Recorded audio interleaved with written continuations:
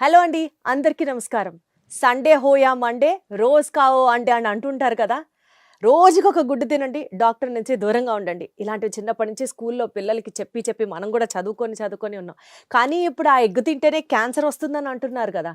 So egg తినడం వల్ల cancer వస్తుందా? ఎగ్స్ తినడం ఆపేయాలా? మరి ఒకవేళ ఎగ్స్ తినడం ఆపేస్తే ప్రోటీన్ సోర్స్ మీద మాక్సిమం రోజుకి 6 గుడ్లు తినండి, 7 గుడ్లు తినండి అని మన జిమ్‌కెళ్ళిన వెంటనే చెప్తూ ఉంటారు కదా మనల్ని ట్రైన్ చేసేవాళ్ళు. మరి అప్పుడు ప్రోటీన్ కోసం దేన్ని ఎతుక్కోవాలి? అసలు ఎగ్స్ తినడం సేఫా? కాదా? దీని గురించి మాట్లాడదాం. మనతో ఉన్నారు డాక్టర్ రవికాంత్ గారు. హలో సార్, నమస్తే. నమస్తే సార్, అండి. ఇంతకీ మీరు ఎగ్గిటేరియనా కాదా? ఎగ్ ఫుల్ తింటాను. అవునా? ఇప్పుడు కూడా తింటున్నారా సార్? తింటాను. మరి ఎగ్స్ తింటే క్యాన్సర్ వస్తుందంటున్నారు. ఇప్పుడు బిగ్గర్ పర్స్పెక్టివ్ చూడరండి ఎవరు. అంటే బిగ్గర్ పర్స్పెక్టివ్ ఎగ్లో ఎక్కడో ఎవరో ఏదో వచ్చిందని చెప్తున్నారు. మనం తినే కూరగాయల్లో ఆకుకూరలో ఎంత పెస్టిసైడ్స్ ఎన్ని కాన్సన్ట్రేషన్లు ఉన్నాయి అన్ని మెషర్ చేస్తే మీరు అసలు ఫుడ్ తింటూ ఆపేసి ఏం చచ్చిపోతారు. తినాలి సార్ ఇంకా? అందుకే చెప్తున్నా కదా, కొన్ని మనది రెగ్యులేటరీ బాడీ ఇస్ నాట్ అన్నీ ప్రాపర్గా చెక్ చేస్తే కనుక అన్నిట్లో చాలా కనపడతాయి. సో మనం అవన్నీ చెక్ చేయట్లేదు. సో ఇప్పుడు మీరు ఒక కూరగాయలు ఉన్నాయి, ఆకుకూరలు ఉన్నాయి, కడిగేసి చేస్తున్నాము, ఎంతవరకు దాని మీద ఉన్నాయి పోయినాయి, దాని లోపలికి ఎన్ని వెళ్ళి మనకు తెలియదు. There is no filter there. కానీ మనకి ఒక ఫిల్టర్ అనేది ఎగ్ అనేది కానీ మిల్క్ అనేది కానీ ఒక ఫిల్టర్ ద్వారా వస్తాయి. ఓకే. సో ఫర్ ఎగ్జాంపుల్ మనకి తల్లికి పాయిజన్ ఇచ్చినప్పటికీ కూడా 99% ఆఫ్ ద పాయిజన్ బిడ్డకి వెళ్ళవు. దెర్ ఈజ్ ఎ బ్యారియర్ అంటారు. అంటే మన కొన్ని టాక్సిన్స్ ఉంటాయి. మనం చాలా అంతేందుకు ప్రతి మందు ఈజ్ ఎ టాక్సిన్. ఇప్పుడు మనం తీసుకునే ప్రతి ట్యాబ్లెట్ టాక్సినే. కాబట్టే మన బాడీ దాన్ని టాక్సిన్ కింద ట్రీట్ చేస్తుంది, దాన్ని లివర్ మెటబలైజ్ చేస్తుంది, యూరిన్లో బయటికి పంపించేస్తుంది. దీన్ని జీనోబయోటిక్స్ అంటారు. యాక్చువల్లీ బయట నుంచి జీనో అంటే మన బాడీలోది కాని సబ్స్టెన్స్, మనం రోజు తినే ఫుడ్ లాంటిది కాదు, ఇది ఏదో కెమికల్, ఇది వచ్చింది, దీన్ని డిటాక్సిఫై చేయాలి, బయటికి పంపించేసేయాలి. ఇలా మన డిటాక్సిఫై అయ్యే వరకు మన బ్లడ్లో సర్క్యులేట్ అవుతూ ఉంటుంది. మన బ్రెయిన్ కణాలు చాలా సెన్సిటివ్ ఉంటాయి. దాని మీద ఇలాంటి టాక్సిన్ ఎఫెక్ట్ పడితే కూడా దాని పెర్ఫార్మెన్స్ తగ్గిపోతుంది. ఓకే. అందుకని దెర్ ఈజ్ ఎ బ్యారియర్ అంటారు. అంటే బ్లడ్ బ్రెయిన్ బ్యారియర్ అంటారు. ఓకే. చాలా వరకు మందులు ఈ బ్యారియర్ దాటి బ్రెయిన్లోకి వెళ్ళలేవు. ఓకే. బ్రెయిన్ పెనిట్రేషన్ ఉన్న డ్రగ్స్ చాలా తక్కువ ఉంటాయి. ఓకే. బ్రెయిన్లోకి వెళ్ళే డ్రగ్, బ్రెయిన్లో ఇన్ఫెక్షన్ వచ్చి చీమగడ్డ అయింది అనుకోండి, దానికి సెపరేట్ బ్రెయిన్లోకి వెళ్ళే మందు ఏదో చూసుకుని అదొక్కటే ఇస్తాం. 10 డ్రగ్స్ ఉంటే ఒకటే బ్రెయిన్లోకి వెళ్ళేవి ఉంటాయి. ఓకే. అట్లా ఆ బ్లడ్ బ్రెయిన్ బ్యారియర్ దాటి వెళ్ళాలి. అదే బ్యారియర్ బేబీ కోసం, తల్లి గర్భంలో బేబీ ఉంటారు కదండి, ఆ బేబీకి కూడా మన రక్తంలో ఉన్న టాక్సిన్స్ అన్నీ వెళ్లకుండా బ్లడ్ ప్లాజెంటల్ బ్యారియర్, ప్లాజెంటా అంటే మన మాయ అంటారు కదండి, అది అంటే తల్లికి బిడ్డకి మధ్య ఉండే ఫిల్టర్ లాంటిది. అది అన్నిటినీ పంపించదు దాంట్లో. ఒక ఫిల్టర్ ద్వారా బేబీకి వెళ్తుంది. అంటే వీళ్ళు చాలా సెన్సిటివ్ అనేది. రీసెంట్గా ఒక ఐవీఎఫ్ డాక్టర్ గారు కలిశారు. ఫ్లైట్లో వెళ్తుంటే పక్కన కూర్చున్నారు. తనతో మాట్లాడుతూ ఉంటే చెప్తా ఉన్నారు, ఇప్పుడు ఐవీఎఫ్ చేసేటప్పుడు ఆ ఎగ్ని, ఆ స్పర్మ్ని కానీ హ్యాండిల్ చేస్తూ ఉంటారు కదా, అవి ఎంత సెన్సిటివ్ ఉంటాయి అంటే కొంచెం పెద్ద సౌండ్ వచ్చినా కానీ అవి వైబ్రేట్ అయిపోతూ ఉంటాయంట. అంటే అవి షివర్ అయిపోయే అంత ఉంటుంది. అసలు ఒక్క చిన్న డస్ట్ పార్టికల్ వచ్చినా, ఒక చిన్న బ్యాక్టీరియా వచ్చినా మొత్తం స్మాష్ అయిపోతాయంట. సో అంత ఐవీఎఫ్ ల్యాబ్స్ కూడా అంత జాగ్రత్తగా మెయింటైన్ చేస్తూ ఉంటారు. సో అక్కడ సౌండ్ కూడా రానివ్వనండి నేను, అవి చూస్తుంటాను ఒక్కోసారి, వాటి పెర్ఫార్మెన్స్ వాటిలో కూడా ఉంటుంది. అంటే అంత సెన్సిటివ్గా ఉండే కణాలని ప్రొటెక్ట్ చేయడానికి మన ప్రకృతి ఆల్రెడీ మనకు ఒక బ్యారియర్ ఇచ్చింది. సో మనం ఇచ్చింది ప్రతి ఒక్కటి అలా రాదు. బిడ్డకి వెళ్ళే పాలు కూడా అంతే, దాంట్లో ఒక ఫిల్టర్ ద్వారానే అన్నీ వెళ్ళిపోవు. కొన్ని మందులు safe to use in lactation అని ఇస్తారు, కొన్నేమో not safe to use in lactation అని. అలా ఇవి పాల ద్వారా పిల్లలకి వెళ్ళే అవకాశం ఉంటుంది అని లేబులింగ్లో ఉంటుంది ఖచ్చితంగా. మీరు ఏ మందుకు తీసినా దాంట్లో ఒక బ్రోచర్ ఉంటుంది, ఇన్ఫర్మేషన్ బ్రోచర్, దాన్ని చదివితే తెలుస్తుంది అనమాట. ఇవన్నీ ఎందుకు చెప్తున్నానంటే, ఇప్పుడు మీరు ఒక పెస్టిసైడ్స్ కొట్టిన ఆకుకూరలో కూరగాయలో తింటున్నారు, there is no filter there. Okay. వాటిని డైరెక్ట్గా తినేస్తున్నాం.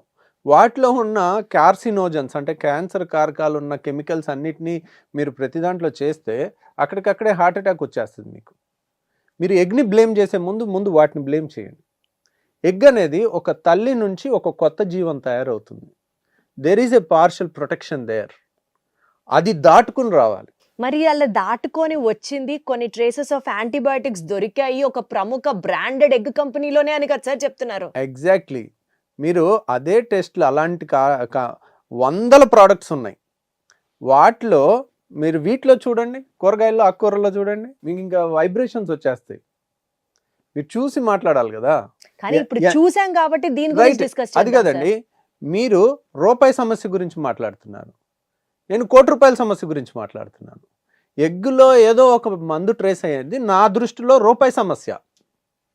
మనం మిగిలిన కూరగాయలు ఆకుకూరలు మనం తినే ధాన్యం వీటిలో రోజు తినే అన్నంలో ఉండే కెమికల్స్ ₹1,00,00,000 సమస్య అంటాను నేను. మీరు ₹1,00,00,000 వదిలేసి రూపాయి సమస్య అని కలబడితే ఎలాగా? మీకు దానికి ఇప్పుడు ఎవడు చేయలేదు, చేస్తే కదా తెలిసేది. ఎవరు చేయాలి, చేసి ఎవడు ఇవ్వాలి రిజల్ట్స్? ఇది మీ బాధ్యత, నా బాధ్యత. ఇట్స్ ఎ రెగ్యులేటరీ అథారిటీ, వాళ్ళు చేయాలి. అంటే వాళ్ళు ఒక టెస్ట్ చేసి ఇప్పుడు ఒక రిపోర్ట్ బయటకు వదిలే వరకు టెన్షన్ పడక్కర్లేదు అని అవసరం లేదు. అంతేగా చెప్పదలుచుకుంటున్నారా? రూపాయి సమస్య అన్నానంటే ఏంటి, టెన్షన్ పడక్కర్లా. సరే సార్, దాంట్లో mother nature already put a filter there. Right sir. So ఆ ఎగ్స్ గురించి టెన్షన్ పడక్కర్లేదు, అందులో ఏవో యాంటీబయాటిక్ ట్రేసెస్ ఉన్నాయని మీరు అంటున్నారు. బట్ అదర్వైజ్ ఆల్సో ఎగ్స్ తినడం వల్ల టెక్నికల్ గా మీరే నేను కరెక్ట్ చేయాలి సార్, కోలేట్ అనే ఒక element is also very good for brain health అని. ఈ కోలేట్ గనక అక్యుములేషన్ జరిగి బాడీలో TMAO అనే ఒక compound which causes or which is very risky for prostate cancer అని ఈ ప్రచారం జరుగుతోంది. అసలు ఇందులో నిజం ఎంత సార్? ప్రాబ్లం ఇక్కడే వచ్చిందండి. Non technical people technical things లోకి వెళ్తే ఇలాగే ఉంటుంది. ఒక డాక్టర్ అవ్వాలంటే ఎన్నేళ్ల కృషి, ఎన్నేళ్ల, ఇప్పుడు ఇంటర్మీడియట్లో 18 గంటలు చదువుతుంటారండి, పుస్తకాలతో కుస్తీలు పడుతూ ఉంటారు. ఎన్ని ఎమోషనల్ బ్రేక్ డౌన్స్ అవుతాయి, ఎంత సబ్జెక్ట్ గుర్తుపెట్టుకోవాలి, ఎంత టాప్ ఆఫ్ ద టాప్లో అన్నీ ఉంటే కానీ అది చేయలేరు. సో సైన్స్ని ఒక 2 టెక్నికల్ వర్డ్స్ వాడితే మనం చేయలేం. మీరు ఒక 30 ఏళ్ళు అలా చదివిన తర్వాత ఒక గట్ ఫీలింగ్స్ వచ్చేస్తాయి. దేనికి రూపాయి సమస్య, దేనికి ₹1,00,00,000 సమస్య, ఏది ₹10 సమస్య అనేది. సో ఆ ఇన్సైట్ టెక్నికల్ పీపుల్ కి నాన్ టెక్నికల్ పీపుల్ కి రాదు. ఖచ్చితంగా ఉంటుంది. రాదు ఎప్పటికీ రాదు. మీరు గూగుల్ చేసి చదివినా మీకు రాదు. You get scared. మీరు అవన్నీ చదివితే పిచ్చెక్కిపోద్ది. కాబట్టి అవన్నీ జనరల్ పబ్లిక్ చదవటానికి కాదు. ఒక రేర్ కోలినట్ అని కానీ రేర్ కెమికల్స్ కానీ పెడితే ఇంకా మనం మీరు ఒకటే చూస్తున్నారు. అట్లాంటి వేలు వందలు లక్షలు ఉంటాయి అట్లాంటివి. అన్నీ చదువుతూ పోతే దేనికి రూపాయి సమస్య ఏది, ₹1,00,00,000 సమస్య ఏది అనేది ఒక 30 అసలు దీనికి సిగ్నిఫికెన్సే లేదంటారా? లేదండి. మీరు ఏది పడితే అది టెస్టులు చేస్తే, నేను అనేది అదే, మీరు ఒక నేచురల్ ఫిల్టర్ ఉంది. ఇప్పుడు what is the best food available on earth అంటే నో డౌట్ తల్లిపాలు నెంబర్ 1, నెంబర్ 2 ఎగ్. ఓకే, ఇంకా దాంట్లో డౌటే లేదు. ఓకే. అండ్ ఇది నా మాట కాదు, నేను ఎక్కడ పుస్తకాల్లో చదివింది కాదు, ఇది బై నేచర్ని చదివి చెప్పింది. చివరికి ఒక లెవెల్ దాటి 30-40 ఏళ్ళు పుస్తకాలన్నీ చదివిన తర్వాత చివరికి ఇదంతా బుల్షిట్, నేచరే కరెక్ట్ అనే ఫీలింగ్ కూడా మీరు చెప్పే థియరీ గేదె పాలకి కూడా అప్లై అవుతుందిగా? అవుతుంది. ఆబ్వియస్లీ ఫిల్టర్ ఉంటుంది అంటున్నారు. అవును, ఉంటుంది. అంటే మరి అందులో కూడా గ్రోత్ హార్మోన్స్ వచ్చేస్తున్నాయి, పిల్లలకి యాంటీబయాటిక్లు వచ్చేస్తున్నాయి, తల్లులు పిల్లలకి పాలు పట్టించడం కూడా మానేస్తున్నారు కదా సార్? రైటేనండి. అంటే ఏది కూడా మిల్క్ ప్రొడక్షన్ పెంచాలనుకోండి, ప్రొలాక్టిన్ హార్మోన్ ఇస్తారు. ప్రొలాక్టిన్ హార్మోన్, ఇప్పుడు ఈస్ట్రోజన్ హార్మోన్ నాకు ఇచ్చారు అనుకోండి, మగవాళ్ళకి ఎవరికి ఇచ్చినా బ్రెస్ట్ డెవలప్మెంట్ వచ్చేస్తుంది. వాళ్ళకి ప్రొలాక్టిన్ ఇస్తే మిల్క్ కూడా వచ్చేస్తుంది. వాళ్ళు ప్రెగ్నెంట్ అయ్యి ఉండాల్సిన పని లేదు. మీరు చూసారు కదా, 70 ఏళ్ల ముసలావిడ్ని మీరు ప్రెగ్నెంట్ చేయగలిగారు, డెలివరీ చేయగలిగారు. So it's all in the hormones. ఒక హార్మోన్ ఇవ్వటం వల్ల దాని ఎఫెక్టే వస్తుంది. మీరు మిల్క్ ప్రొడక్షన్ ఎక్కువ అయ్యే హార్మోన్ ఇచ్చారు, మిల్క్ ఎక్కువ అవుతుంది, అది టాక్సిన్ కాదు. గ్రోత్ హార్మోన్స్ కూడా ఇస్తున్నారు కదా? గ్రోత్ హార్మోన్స్ ఇస్తున్నారు. ఇది కాంపౌండింగ్ ఫ్యాక్టర్స్ అంటారు. ఇప్పుడు ఏంటంటే ఇది ఎలా ఉంటుందంటే, నేను ఇప్పుడు తొడగొడితే వర్షం పడింది అనుకోండి, తొడగొట్టినందువల్ల వర్షం పడదు. సో ఇక్కడ నేను చూశానండి, తొడగొట్టిందే వెంటనే వర్షం పడింది అంటే అలా 1000 సార్లు 100 సార్లు జరిగితే దెన్ వి షుడ్. అది సైన్స్, రీసెర్చ్. ఇప్పుడు మీరు గ్రోత్ హార్మోన్ ఇచ్చారు, గ్రోత్ హార్మోన్ ఇవ్వటం వల్ల పిల్లల్లో లేకపోతే మిల్క్ లో ఏదో ప్రొలాక్టిన్స్ అవి ఇవ్వటం వల్ల పిల్లల్లో ప్రిమెచ్యూర్ గా Periods మెచ్యూర్ start అవుతున్నాయి. అవుతున్నారా అని అనుకోవచ్చు. దాన్ని ప్రూవ్ చేయాలంటే సైంటిఫిక్ వే ఏంటనేది ఇప్పుడు పిల్లలు ఎలా ఉంటున్నారు, 9th class 8th class 7th క్లాస్లో వచ్చేసరికి చాలా మంది ఫిజికల్ యాక్టివిటీ లేదు. చిన్నప్పుడు స్కూల్లో ఆడుకున్నట్టు ఆడుకోవట్లా. వాళ్ళు తినే ఫుడ్ 30 ఏళ్ల కింద ఉన్న ఫుడ్ కాదు. మీరు ఒక్క మిల్కే చూస్తున్నారు. ఆ చేంజెస్లో నా చిన్నప్పుడు నేను స్కూల్కి వెళ్ళినప్పుడు తిన్న ఫుడ్, ఇప్పుడు మా పిల్లలు తింటున్న ఫుడ్, జనరల్ పబ్లిక్ తింటున్న ఫుడ్లో వేల రకాల చేంజెస్ వచ్చినాయి. ఓకే మీరు ఒక్కదాన్నే పట్టుకుని ఇదే కారణం అని ఎలా చెప్పగలుగుతారు? సార్, మీరు చెప్పిన దాని ప్రకారమే ఒక 10 ఏళ్ల తర్వాత దీని మీద రీసెర్చ్ చేసి అప్పుడు ఇదే కారణం అని గనక చెప్పారనుకోండి సార్, ఇన్నాళ్ళు భయపడి ఆపిన వాళ్ళందరూ మంచిగా ఉన్నట్టే కదా సార్ లెక్క. లేదా మీ మాట ప్రకారం ఇప్పుడు పాలు తాగుతూ వెళ్ళారనుకోండి, ఓ 20 ఏళ్ల తర్వాత ఆ టెస్ట్ నిజమే కరెక్టే, ఇందులో వచ్చినవన్నీ పిల్లలకి వెళ్తున్నాయి అని అనుకున్నారనుకోండి, అప్పుడు వీళ్ళు పాడు చేసుకున్నట్టేగా హెల్త్. అలా అంటే ఇంక అన్నీ ఆపేయాలి. తింటాం, కూరగాయలు ఆపేయాలి, ఆకుకూరలు ఆపేయాలి. మీరు నేననేది వాటిలో ఇంకా ఎక్కువ జరుగుతుంది అంటున్నాను నేను. మీరు first if you come to milk and egg, I defend it very vehemently. ఇంకా దాంట్లో డౌటే లేదు. వాటి జోలికి వెళ్ళి వాటిని గనక మీడియాలో కలుషితం చేయొద్దు. They are the purest form of food available till date. వాటికన్నా మిగిలిన అన్ని 100 రెట్లు dangerous, irrespective of the test. కావాలంటే మీరు దీని జోలికి వెళ్తే నేను అది అంటాను. మీరు ఈ రెండింటిని టచ్ చేయొద్దు, నేను దేన్ని అన్ను. దానికి కూడా వచ్చేసింది కదా సార్ సొల్యూషన్. మీరు చెప్పినట్లుగా ఆర్గానిక్ గా పండిస్తున్నారు. ఇప్పుడు ఇవి కేజీ 20 రూపాయలు అయితే కేజీ 40 రూపాయలకు కొంటున్నాం. ఆర్గానిక్ అని బ్రాండెడ్ లేబుల్స్ వచ్చాయి కదా మార్కెట్ లో. వచ్చినాయి కానండి, అంత రిలయబిలిటీ ఎక్కడ ఉంది? ఇప్పుడు Reliability లేదు, ఆర్గానిక్ అని 100% correct. ఇప్పుడు ఇండియాలో ప్రతిదీ పచ్చి మోసం లాగా అయిపోయింది. ఇప్పుడు వాడు ఆర్గానిక్ గా పండించాడా లేదా ఎవరు చూస్తున్నారు? మీరు చూస్తున్నారా? నేను అంతే, చూస్తున్నాను. అది కరెక్ట్. మామూలుది ఎక్కడదో పక్కకి వెళ్ళి మామూలుది కొనుక్కొచ్చేసి ఇక్కడ ఆర్గానిక్ అని లేబుల్ వేసి అమ్మేస్తే ఏం చేస్తాం? ఇప్పుడు ఇక్కడ ఎగ్ దాని మీద వచ్చింది కూడా, ఒక బ్రాండ్ క్రియేట్ చేసుకుని దాన్ని డబ్బులకి అమ్ముకునేటప్పుడు దాంట్లో చిన్న ట్రేస్ కనపడినా దాని కన్జ్యూమర్స్లో కోపం వస్తుంది. మేము నిన్ను నమ్మి ఇంత చేసాము, నువ్వు నేషనల్ స్టాండర్డ్ ప్రకారమే పెట్టారు, దాంట్లో ఆ నైట్రోఫ్యూరన్ అనే కెమికల్ 0.7 ఉంది. మన ఇండియన్ స్టాండర్డ్ ప్రకారం 1 లోపల ఉండాలి. ఇండియన్ స్టాండర్డ్ ప్రకారం 1 లోపల ఉంది అది. కానీ వాళ్ళు ఏమంటున్నారు? అమెరికా స్టాండర్డ్స్ తీసుకుంటున్నారు, వేరే దేశం స్టాండర్డ్స్ తీసుకుని అక్కడ 0.4 ఉండాలని ఉన్నారు, ఇక్కడ 0.7 ఉంది. ఓకే, అసలు ఏంటి సార్ ఆ డ్రగ్ వల్ల ఏం జరుగుతుంది ఆ డ్రగ్ వస్తే? సో యూజువల్గానండి మనం భయపెట్టడానికి జనాల్ని ఏమీ రావక్కర్లా. ఇది ఎక్కడో క్యాన్సర్ కారకం అని ఉంది, దీనివల్ల క్యాన్సర్ వచ్చేస్తుంది అని చెప్తే చాలు భయపెట్టడానికి. అంతేగాని అది ప్రూవ్ చేయలేమండి. నేను చెప్తున్నా కదా, వండర్ఫుల్ డ్రగ్స్ని చంపేశారు. వండర్ఫుల్ డ్రగ్స్ని ఇలాగే చంపేశారు మల్టీనేషనల్ కంపెనీస్. ఎందుకు? ఇప్పుడు కొత్త డ్రగ్స్ వచ్చినాయి, వాటిలో కన్సెషన్ ఉండదు, ప్రైస్ కంట్రోల్లో ఉండవు. పాత డ్రగ్స్ ప్రైస్ కంట్రోల్లో ఉంటాయి. ప్రైస్ కంట్రోల్ అంటే మీరు 100 రూపాయలు దాటి దీన్ని అమ్మటానికి లేదని రూల్ ఉంటుంది.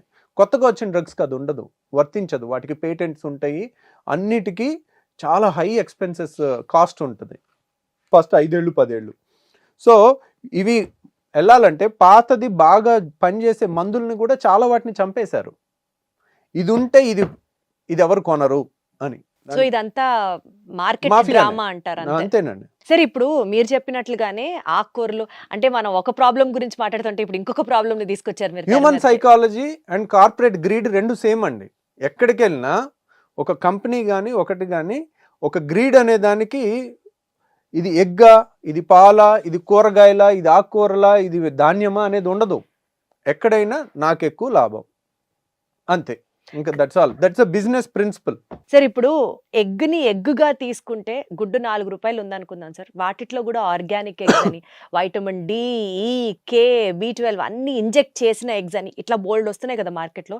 సో ప్లెయిన్ ఎగ్ తీసుకోవడం బెటరా, ఈ మినరల్స్ అన్ని ఇన్ఫ్యూజ్ చేసిన ఎగ్ ఖరీదు ఎక్కువ పెట్టి తీసుకోవడం బెటరా సార్? అవన్నీ న్యాచురల్ ఫార్మ్ ఆఫ్ మినరల్స్ ఏనా, ఆర్ కెమికల్ రూపంలో వచ్చినటువంటిది మనం బాడీలో తీసుకున్నట్లు అవుతుందా? అదంతా బోగస్ అండి.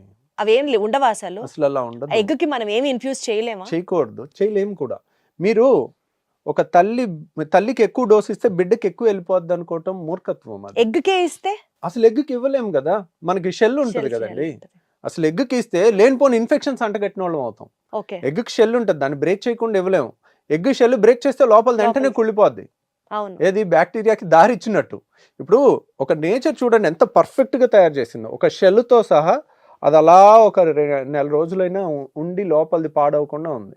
ఆ షెల్లోంచి ఒక చిన్న ఇంజెక్షన్ ఇవ్వండి, ఏదన్నా మందు కానీ ఏదన్నా ఇవ్వండి, అక్కడ నుంచి వెళ్ళే బ్యాక్టీరియాతో వెంటనే చచ్చిపోద్ది. అంటే సార్ 20 రూపాయలు పెట్టి గుడ్డు తినడం వేస్ట్, 4 రూపాయలు పెట్టి తిన్నా అదే పోషక విలువలు ఉంటాయంటారా మీరు? నేను అలా అంటలేదు.